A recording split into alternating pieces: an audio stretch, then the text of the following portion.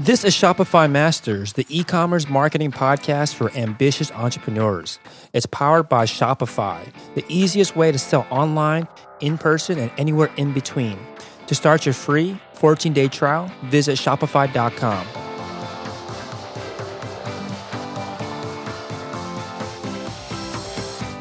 Hey entrepreneurs, my name is Felix and I'm the host of the Shopify Masters podcast. Each week we put out podcast interviews with successful e-commerce entrepreneurs or experts to give you inspiration, motivation, and actionable tips to increase your traffic and sales so your store can generate the sales you need to live the life you want. In the last episode, you'll learn why crowdfunding might not be the right move for established brands. On today's episode, you'll learn from an entrepreneur that built a brand with a 50% repeat purchase rate. In this episode, you'll learn what is a net promoter score and how to measure it, why you should not post product shots on Instagram, and how to customize your pitch to get press to feature you. Today, I'm joined by Ryan Babenzien from Greats.com. That's Greats.com, which is a Brooklyn-born footwear brand offering tastefully designed men's sneakers starting at $49 and was started in 2014 and based again out of Brooklyn, New York. Welcome, Ryan.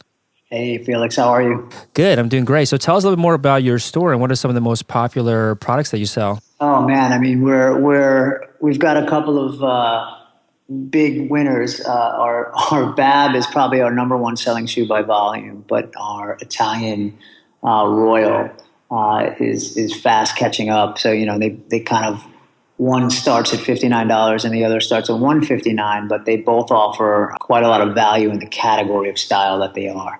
Very cool. So how did you get started in this business? Have you launched other businesses in the past? You know, I've got an entrepreneurial spirit, but this is my first full-time launch of a business. And it really came out of necessity, frankly. We were looking, I come from the footwear background. I held marketing positions at both Puma and K-Swiss. And it was pretty clear that, you know, the traditional model of wholesale was really inefficient and it was essentially breaking and failing.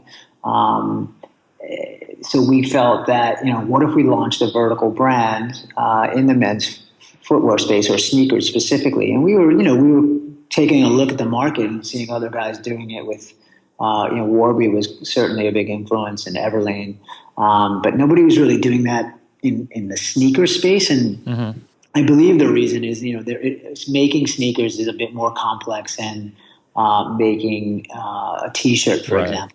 You know, that stuff you can make domestically. They make a lot of that in Los Angeles. Where footwear, it's being made outside of the States. They just don't make a lot of sneakers, hardly any, literally like less than a couple of percentage points. So it takes some knowledge and relationships with factories and know-how.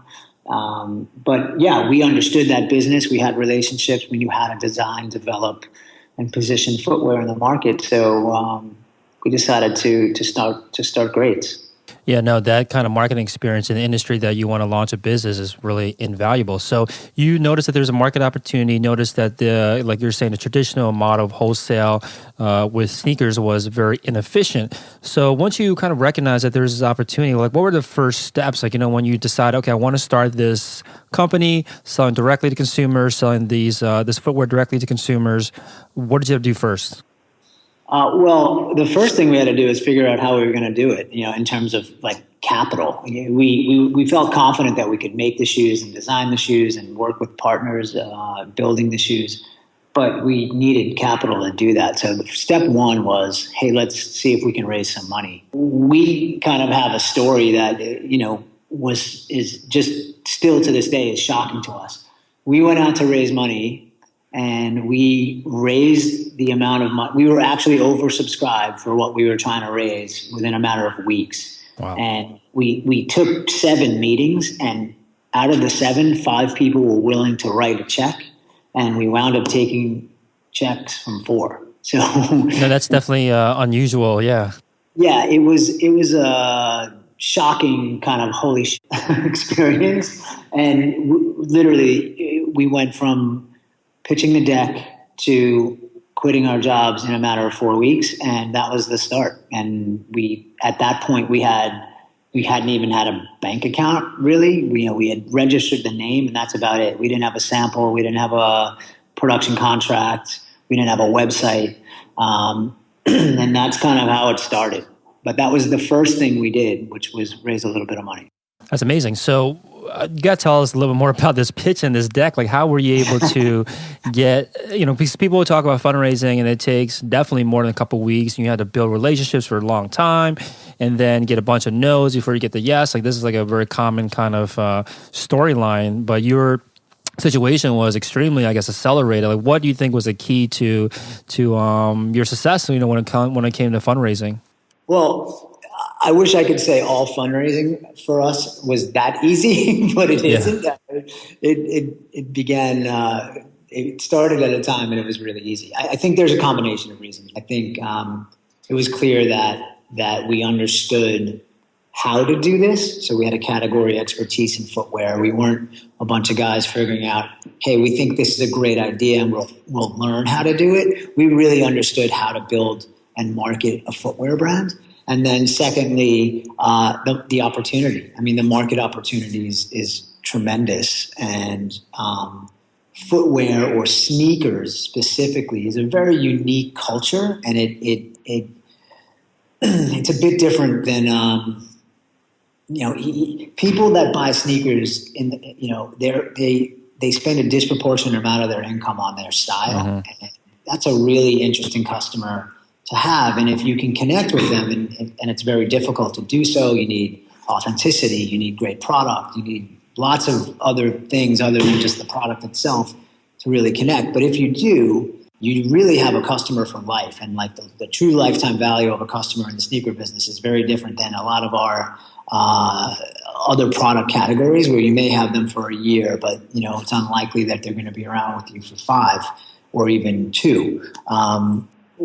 Since we've launched, we've actually proven that out and have demonstrated, this is a different type of business, and it's probably why we're seeing such success.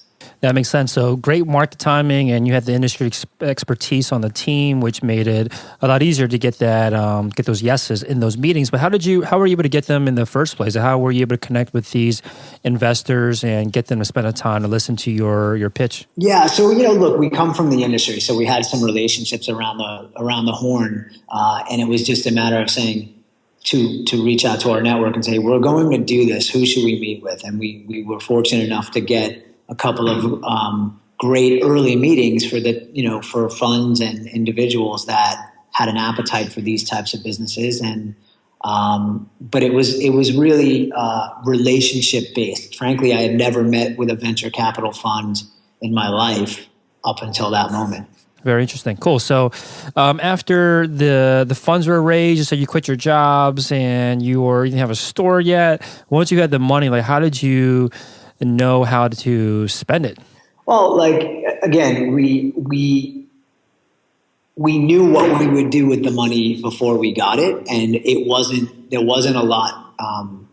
There was no learning curve, so we knew where to make it, we knew how to make it, and we knew how to design it. So that process went incredibly quickly. The learning part came from, hey, we need to build a website. How are we going to do that? What should we do it on? We started looking at, talking to experts in the category and getting some advice on, what platform should we use? Should we build it ourselves? What are the functionalities that we need? And that for us was a big learning experience. We actually, we looked at everybody, and Shopify was the clear winner for us in terms of functions and ease of use and getting us off the ground pretty quickly. But that was the web component of our business was the bigger learning curve for us than the actual footwear making. And I think that's what made us appealing to our investors. I see what you're saying. Because you already had the expertise, you knew how to produce the sneakers and all that, and you knew how to market it. It was just you needed the funds to actually have the runway and the capital to launch the business that you already knew essentially how to run because of the expertise you already had. That's right. Cool. Okay, so I'm looking, I guess it's public information about the subsequent fundraising. So I want to get into that in a second. Before we get there, so you had this this idea. You knew that the web component needed to be worked on. What were the first steps you had to take to actually get these shoes designed and manufactured? Yeah, so we went out and we went to some of the production resources that we had already had relationships with and worked at, and worked with in other capacities over the years, and told them what our vision was. We're building a vertical footwear brand. At the factory level, that's a foreign beast, or at least it was back then, because they work on kind of order, hey, I sold in this many pairs of shoes to the following retailers, and you kind of make, stuff a season ahead of time. And it was a different business. We said, hey, we have no orders, but we're willing to buy 2,400 pairs of this shoe in 3 colors. And we think we know how to sell it ourselves. And that was, pretty different for them. But fortunately we had and continue to have, production facilities that understand that this is the future of, it's not even the future, it's the now, but it's the new norm. That was the first step for us. We didn't have styles locked in, but we had silhouettes that we wanted to work around. So the design process went pretty quickly, actually. And once we designed, we launched with 2 styles, the Wilson and the Royal, which are both, 2 of our best-selling styles still. We believe that they're evergreen silhouettes, so we don't really think those silhouettes are going to go away from our collection ever. They're just going to change in color and material as we grow and develop and seasons come in and out and things change in fashion, but the silhouette itself will probably be around forever. And that's how we went off and got going. I mean, we had tons of challenges. I'm making it sound like, we just designed it and it got made. There is a million steps in between that you never forecast, even though what the process is like, because we've done it for years. You're always there's always surprises when you're producing a product. Yeah, let's talk about that. So before we get into that, who was this design in-house? Like, you designed all of the footwear. Was it in-house, or did you hire somebody to come in and help with that, or how was that done? We did it all in-house. We still do it all in-house. Design is something that we pride ourselves on. We don't outsource design. I mean, we may hire freelancers from time to time to submit ideas, and if we like the idea, we may work with it. But for the most part, we are a design-driven organization. Design and marketing are kind of our 2 specialties. So that's how we made that product. Yeah, I mean, if your, core value is in design, you can't really outsource that, right? Because in any case, whatever it is that is your kind of core value that you're creating as a business, as a brand, as a company, you should definitely keep that in-house, and it doesn't make sense to outsource because you just lose a lot of that control. Cool. So you mentioned, footwear is not the same as other forms of apparel. It's a lot more complicated. There's more technology involved with footwear. So tell us about these, difficulties that you face. You knew that there were manufacturers in the space already that, I'm assuming, were producing footwear already, so they're already familiar with that. But you said that there's still obstacles that you ran into. Can you tell us a little bit about, what are some things that you didn't expect to run into, but then you did? Oh, yeah. I mean, I can tell you a very clear memory, excuse me, a clear memory of our, we were a new company and we were importing shoes. We were making them out of the country, so they had to be imported and come through duties. Uh-huh. And as a new company, you get scrutinized a little differently until you build up a reputation of importing. You're not importing drugs or anything illegal. So our first order got held in customs for about 12 days, which delayed. So the production was slightly late. Then it further gets delayed in customs, and we had actually gone live and started selling it. So stuff didn't actually ship to the customer for 3 weeks, and they had already bought it on the website.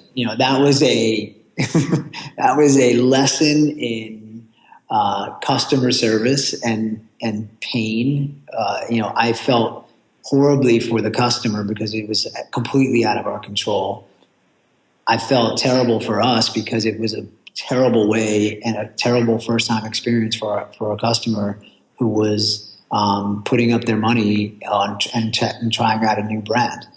Fortunately for us, once people received the product, they were overwhelmingly satisfied and happy and have continued to be great loyalists. And that is where the great product comes into play. Like, we felt super confident that they were going to love it when they got it, but it was a pain in the ass to get it that first round. And again, thankfully we had very, very patient customers, and most of those customers continue to be with us today. And we have one of the highest repeat rates in our industry, with almost 50%. For a brand that's barely 2 years old, to have 50% of our customers repeating, that's a pretty strong metric. And we measure kind of customer satisfaction in a variety of ways, but the net is that our customers are super satisfied once they become customers, and they show that by repeating often. Our NPS score, which is a 69, and our Zendesk rating, which is a 96. So, it's at the end, we're business focused on customers, and we want to provide the best product in the world for a value price. And that's what we're doing. Awesome. So you said a lot of interesting things there that I want to dive into. But those, first of all, those 12 days must have crawled by. Those 2 weeks waiting for the clear must have been the slowest time of your life. It was awful. Like, I wouldn't wish it on my worst enemy, but it was a learning experience, and one that was a valuable one that, you step out of that and you realize, like, I need to forecast for problems, and I can't launch a shoe until I absolutely know it can absolutely, ship. And it was a lesson learned, and one that we needed to learn. Yeah, I mean, that's a good point, about making sure that you pad your timing a little bit more, next time around. So I guess moving forward, or maybe for new entrepreneurs that are listening out there, would you ever sell something that you didn't have, on site, not on site, but in your fulfillment center? Like, you have the inventory already. Like, would you do that moving forward, or would you still be, comfortable kind of forecasting when you'll receive the shipments and start selling before you had them on hand? Yeah, look, I don't think pre-selling is a problem, and I don't think it's. I don't think that's a business strategy decision, and if you make it, the takeaway is make sure you clearly communicate, like, this product will not ship until May 20th or whatever the date is in the future. Lots of brands do it. We've done it, and customers are fine with it. The difference was, we thought our stuff was going to show up in the warehouse on a Friday. So we're like, hey, we can go live on Friday because it's going to ship out on Monday. And it didn't show up for 3 more Fridays. So that was the problem. But in terms of selling something that you may not have yet, I think as long as you communicate it clearly, very, very clear on when that product is going to ship out, customers are fine with it. Makes sense. So nowadays, when you look at your timelines, do you have like a multiplier that you apply to expecting? Like, let's say the manufacturer says they'll get it to you on Friday. How much time do you, give yourself to kind of pad things so that you don't run into this issue? Yeah, look, we have a pretty well-oiled machine at this point, so we know within what our tolerance is within almost hours of when we can go live with something. And there's still always potential unforeseen challenges, like if a tornado comes through and wipes out the warehouse, can't plan for that. Like, you don't forecast for that, but that would be an example of something that could happen. It's unlikely. But generally, we know we pull the trigger and the machine works, and it's been almost 2 years now. So cool. We've got that part down. Yeah, it makes sense. So you mentioned another thing too about repeat customers, and I definitely want to talk about not just your strategy, but how you get these such a great repeat rate. But you also mentioned your NPS, so that's like the Net Promoter Score. Is that what that stands for? That's right. Cool. Can you tell us a little bit more about what is Net Promoter Score and how do you measure something like that? Well, I mean, a net promoter score generally measures. It's a management tool that gauges a relationship with your customer, and it's a industry standard. A 50 is excellent, right? So if you have anything north of a 50, you're in the A plus category of your customer being satisfied. How do we measure it? We use a plugin actually called Delighted, which is a really slick plugin, and it surveys customers after they become they basically get an email from Delighted asking them to rate their experience with Great. A 69 is pretty rare air. I believe Apple has one of the highest NPS scores in the world, and I think they're a 70. Zappos, who prides themselves on being customer centric and very focused on their customer satisfaction, is lower than ours. If that gives you some context on where we are in the footwear. Yeah. Yeah, and I think I've heard of this as more used in the tech industry, for software, for example. And I think it boils down to a single question that you ask your customer or your user: how likely are you to recommend our product or our company or our brand to others, like to your friends or family? And I think that's the kind of core question that they ask. And I'm not sure how the number gets calculated based on that, but the idea is that if the more people are saying yes, I'd recommend you, obviously the better. So I'd assume that's how they calculate it somehow after that. Yeah, I mean, essentially it comes down to detractors and promoters, and you don't want to have detractors because they're going to say, "Hey, this brand sucks," and you don't want that. We have, fortunately, very very few. If we don't get detractor scores, I mean, it's like a blue moon, and generally when it happens, it's a customer getting, a product that slipped through, just quality control, and it shouldn't have been shipped. We're quick to react to that, and we generally show that customer like, "Hey, we made a mistake. This product should have never been sold. Didn't get caught off the quality control line. Here's a new one. Here's your money back. And if you never come back, we understand." Generally, customers appreciate that, and then they kind of turn around their rating. Yeah, definitely. I think anytime a customer has a complaint, is obviously an opportunity for you to change their mind, and it sounds like you guys do a great job with that. So, once you had all these products, ready to go, you had the manufacturer create them, and they're ready to get to you. How were you guys able to get those initial customers? And right now, I'm reading a headline here. It says, how this shoe company sold out products in just 90 days. So tell us about how you were able to get the traction so quickly to get so many customers into your store, especially because you didn't really have, you obviously had marketing experience in industry, but this is a brand new site, brand new business. How were you able to get things going so quickly? So we did have tons of marketing experience. What we didn't have was a budget to actually market. So we had to figure out, how are we going to get awareness for our new brand?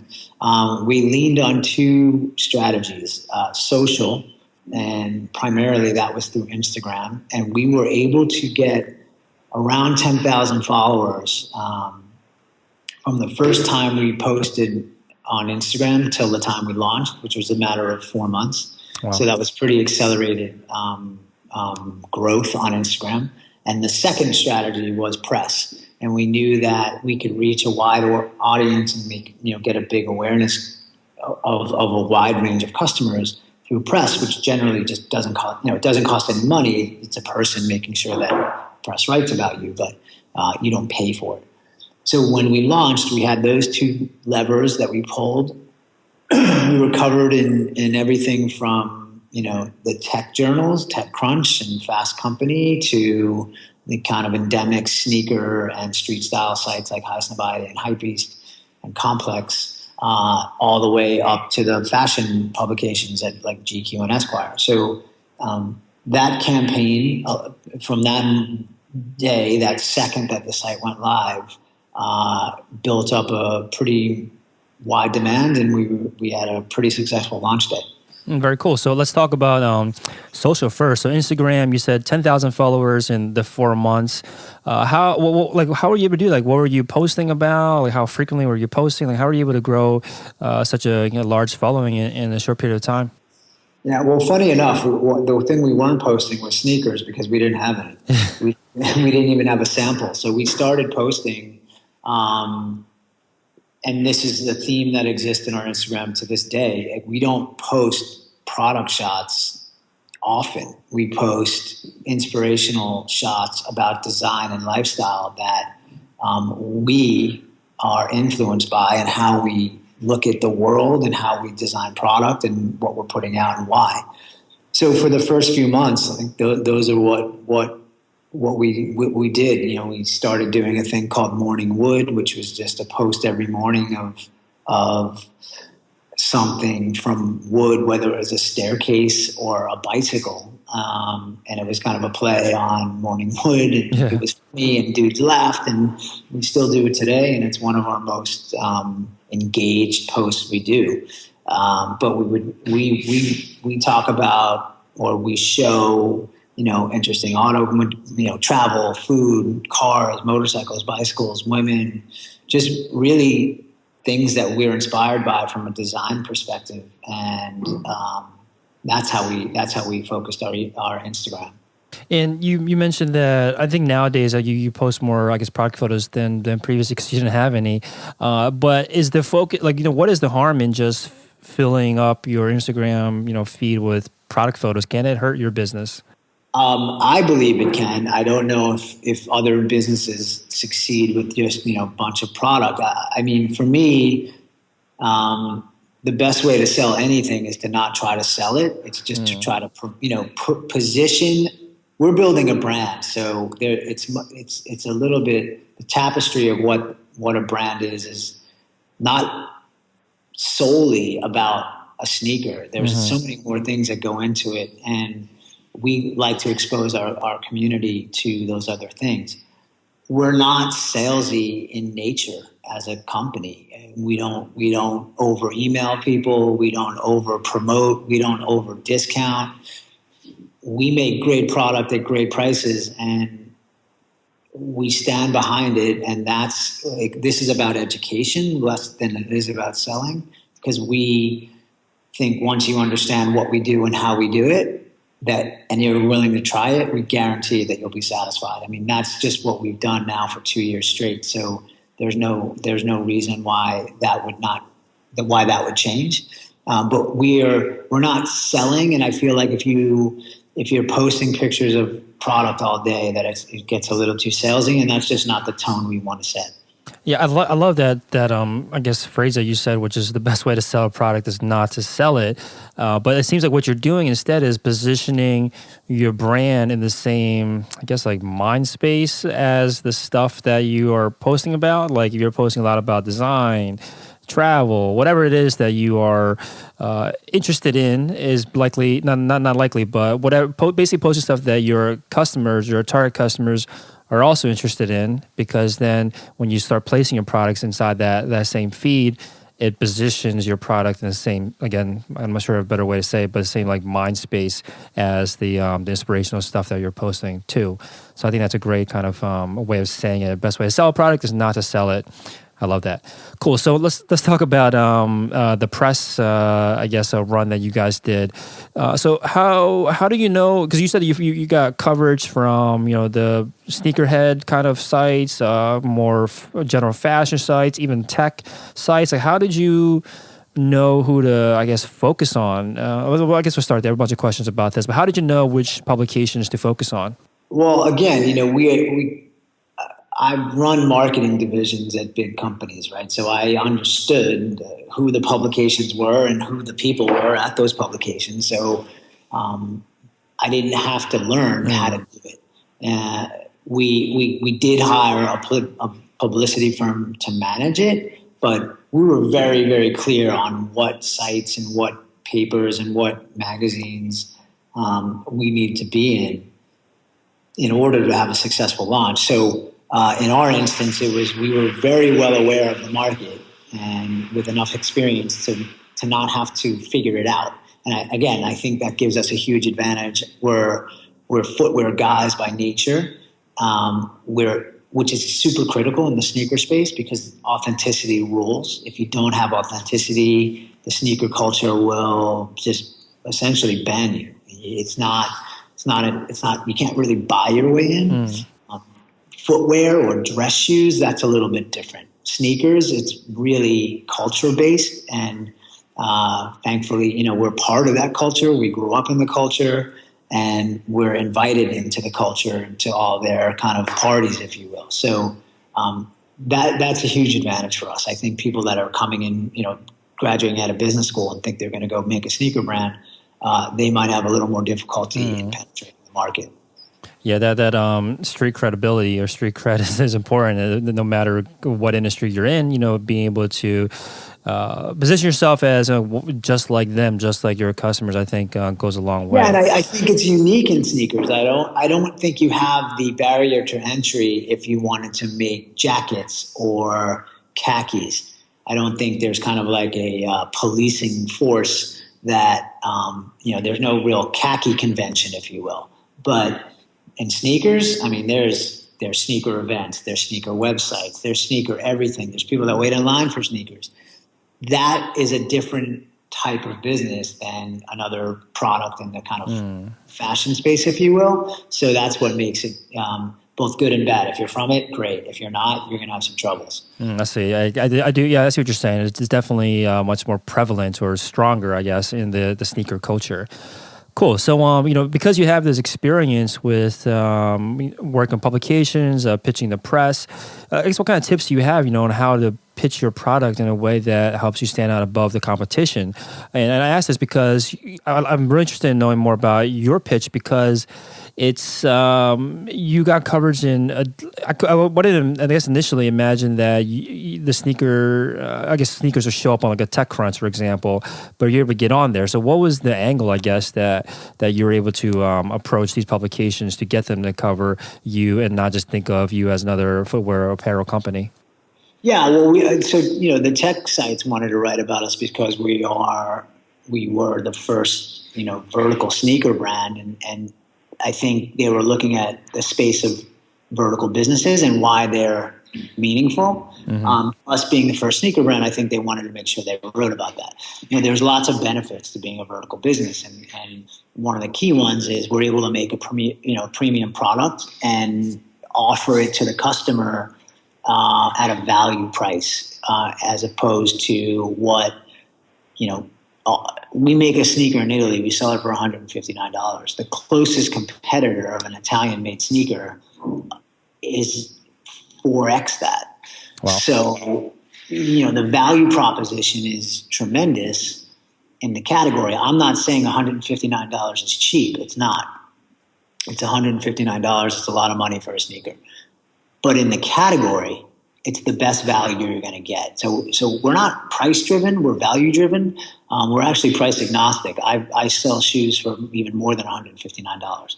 As long as I can provide value in the category and the class that it lives in, we're incredibly confident and happy, and so of our customers, because today's customer is incredibly informed. They know the comparisons. They know that if they go into a big retailer or a luxury retailer and they pick up a shoe made in Italy, it's impossible for them to see anything below $450.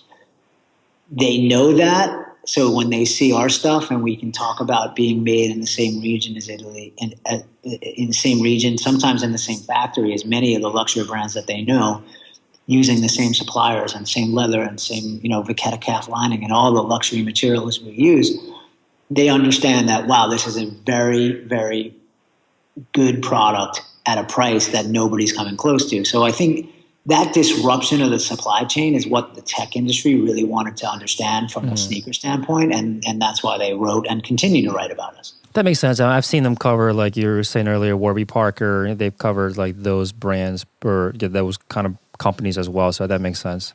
Yeah. Yeah. So how did you? I guess what was the approach? I'm assuming you didn't pitch the same angle or story to each of these sites. Like how are you able to, I guess, customize your approach? Well, you got to know your audience, right? I think the sneaker guys, they want to know something different, But again, value is always baked into our story. So we're making a shoe for a sneakerhead dude, and it's $60, but it should be $110 $10 from, our competitors, right? He still understands value, but he also understands it's the same sneaker that, J. Cole wears, or, we do a collaboration with Marshawn Lynch, who is, arguably one of the best running backs in the game ever. Mm-hmm. He's retired now, but he's a known sneaker guy. And, why does Marshawn Lynch do a collab with greats, right? He wanted to do a luxury sneaker that he could price accessibly for his audience, because he didn't want them to have to pay $500 or more. That sneaker story is meaningful and relevant. That sneaker sold out in less than an hour.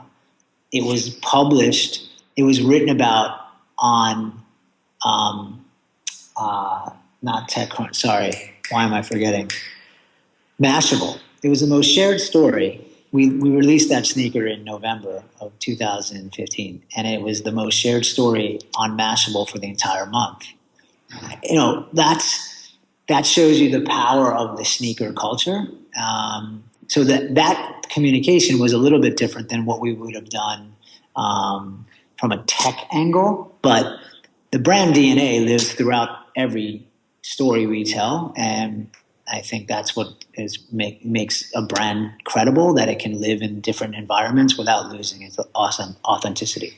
Oh, I see. So you have this core, I don't want to use the word value again, but basically, like you're saying, value is baked into the brand itself. So then when you approach like TechCrunch, for example, the angle, it still comes down to value, but then you're spinning in a way where it's the value is being generated because you're a vertical company and you're able to control the entire, I guess, supply chain.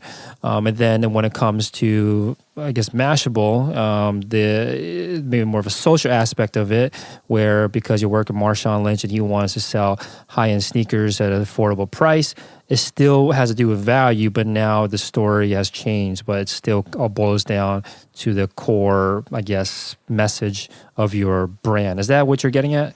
That's exactly right. Like, so that the Marshawn audience may be not so psyched about, or, hey, supply chain disruption. That's, they're not like psyched about that. But the end result is the same. They're like, holy shit, I got a really great, amazing sneaker made in Italy for a price that nobody else is offering.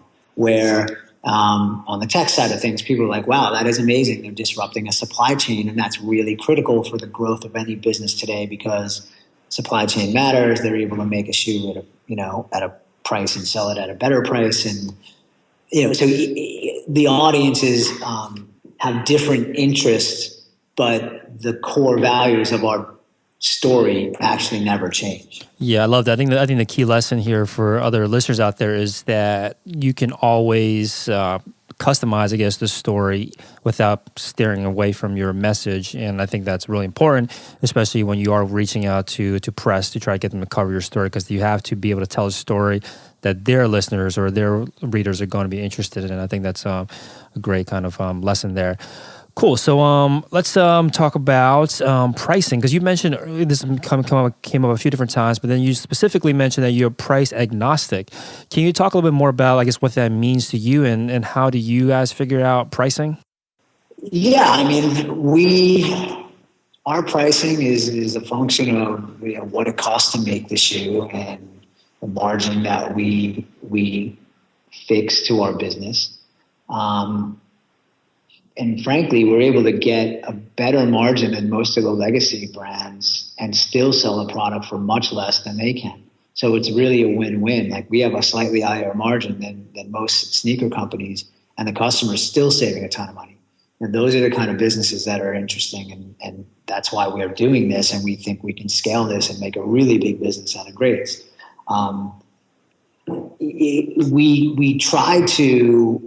We use premium materials in everything we do. So we're not trying to get the lowest price in the cost of goods. We're actually trying to we up-spec materials across the board. So, we make a shoe, it's $59. It's on a Vibram. It's on a Vibram sole, and it's $49. Now, there's not another Vibram sold sneaker in the market for under $80. So Vibram put that particular sneaker, which is called the Rosen, into their museum in Boston, where Vibram North America is based. The materials we use are all premium. So we could make that shoe for much less if we used a substandard or subpar quality sole. We could probably save 40% on the cost of the shoe. But we believe in quality, style, quality, and value. Those are three things we talk about at Greats every single day. And it has to go through every one of those filters for us to put out a product. And if it doesn't, we don't make it. So we believe in Vibram. They've been around for many, many years. They're one of the premium sole makers in the world. There's brands that everybody uses them. Ralph Lauren uses them. Merrell uses them. North Face uses them. And Greats uses them. And everybody uses them because they make great soles.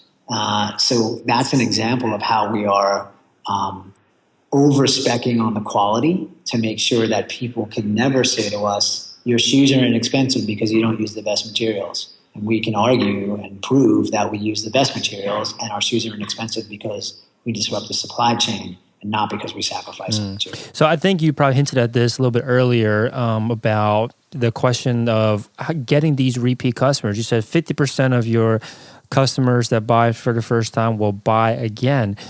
So, I think you mentioned, or I guess you alluded to, that the product itself is always the key, right? Going back to the product, making sure it's a product that people are actually happy with so that they do buy it again. But is there more to it? Like, how do you have a great product and then is there any more to it, I guess, to get those repeat purchases other than just, having a great product? Oh, yeah. I mean, I'm simplifying it. I think the great product is the anchor, but how do you communicate with a customer? What's the customer experience like when they buy something or have questions about something? How do you re-engage a customer that, do you email them to death to try to buy something? We don't believe that's the technique you should use. A lot of brands do it. Personally, I've unsubscribed from almost every single brand that I actually like because they send me too much crap. I don't want an email from them every day telling them about their 40% off sale. So that tactic of how do you communicate with a customer is something that we consider all the time. I think our informative approach without being salesy is the right tone, and that's the tone we try to take. And I think our customer appreciates that. So they want to be informed but not annoyed. And I think that tactic has worked very well for us and probably also part of the reason why our customers are happy to repeat. I mean, the great product is table stakes, in my opinion. If you're not making the best possible product you can, you're probably not going to have a great long-term business. Right. So after that, it's, how do you treat the customer? What are your values as an organization? How do you treat your employees? What is the perception of your brand in the market? There's a host of things. That's all brand building, right? The brand part of this is, to me, the most important part, and it's art, not science, and it's really, really difficult. But if you do all those things well, you have a successful company. Yeah, so I want to talk about this approach you said, which is informative without being salesy. So how does this actually look, let's say, in your emails? Like, how do you this I guess goal in mind of you want to be informative, but you don't want, obviously at the end of the day you want the sale, but you try not to come across salesy. So how does it actually end up looking when you send out, let's say, an email to a past customer? Oh, I can't tell you that. I mean, that's our special secret. Oh no, I mean the reality is look, when we launch a new style or a new color or a new material on a style, we send out an email to everybody and let them know that this is available, this is the price, you can click here to buy it. Just don't shove it down their throat. What we don't do is then email them 20 more times over the next 20 days, right? Like where many, many brands or most brands are doing that. And you're just seeing like unsubscribe rates go up. You're seeing people opting out of emails because it's annoying. Like you have to find the balance of staying top of mind without cluttering somebody's inbox. And it's a hard balance to find. If you find it, I think you have a better metric of conversion and customer satisfaction, which is what everybody should be working towards. It's just tactically, it's slightly different than trying to beat somebody over the head to get them to buy something, or beating them over the head, annoying them, and discounting across the range. Like, oh, first email, second email, 10th email. By the time you're done, you've already 50%ed yourself off, 50% off just to get them to buy something, which we don't think is the right way to build a brand. Yeah, I think the key is definitely that it varies between industries and different companies. This whole, how frequently should you be sending out your message? But if you just got to be providing value too, like you can't just, like you're saying, you can't just be sending out 20 emails talking about discounts or just pushing your product, because that's not valuable, right, at a day to the customer, because they're not getting anything out of it inherently. It just seems like you're asking for something from them. So I think the key to it is, like you're saying, find the balance dependent on your brand, your company, your industry, and then of course always be providing value as well. And like you're saying, the informative approach rather than being salesy, because most of the time when you're being salesy, it's not that valuable to it's not inherently valuable just by pitching your product. So that makes a lot of sense. Right, and what's really important for us is, like, at the end of the day, we're actually saving money. If a guy's going to go out and buy a pair of sneakers, we make a better product for less. So we kind of want to say, hey, this is available to you. And when you're ready to try it, you're going to be really happy. And then you can become a customer for life. And we're going to help you save money because we can just make better stuff for less. That's a point of pride as a brand. And we theoretically could be a little bit more aggressive in trying to educate the customer, because we're like, hey, man, we're trying to save you money. Like, we could take that position. We don't, but that is the reality. At the end of the day, we have less impact on your wallet than many of our competitors. So that is something I think people appreciate. I think people know that once they get a few messages from us, and that's why they quickly become a customer, and more importantly, an ambassador. So they start to help. Like, the viral word of mouth on Greats is fantastic. So customers are now helping us promote our vision to their friends, because they're like, hey, you should try this brand. It's really good. And we couldn't be happier. Yeah, I mean, I think another kind of point that comes up to mind when you say that is that if your customers are going to benefit from, the mindset that you should have is that your customers should feel like they're actually going to get a benefit or be better off because they purchase your product. And if you don't have that mindset, then you're it's going to be really hard to win the game. If you don't feel confident in your product enough that you can't for sure say that they're going to be better off by buying from you. And I think that hearing the way that you're talking about it, that's definitely the mindset that you guys have. Cool. So, thanks so much for coming on, Ryan. So, Greats.com is the website. What are the plans, I guess, for the remainder of this year? What do you guys have ready to go for 2016? Yeah, I mean, so we've got some women's sizes coming out. We didn't think we'd be doing women's, but we had let's call it hate mail from girls asking us to make smaller sizes in some of our what I would call unisex styles. So we're coming out with women's as we'll roll that out through the summer. We've got some really great collaborations coming out with to be named. You'll have to look for that in the press, but we have some great collabs coming out with like-minded brands and individuals who we like to collaborate with, which are generally pretty limited edition stuff, but really special. And we're just continuing to grow the business. We're hiring, we're opening our first store like in Manhattan, likely late Q3, early Q4 of this year. So it's time to grow the business, and we're super excited about it.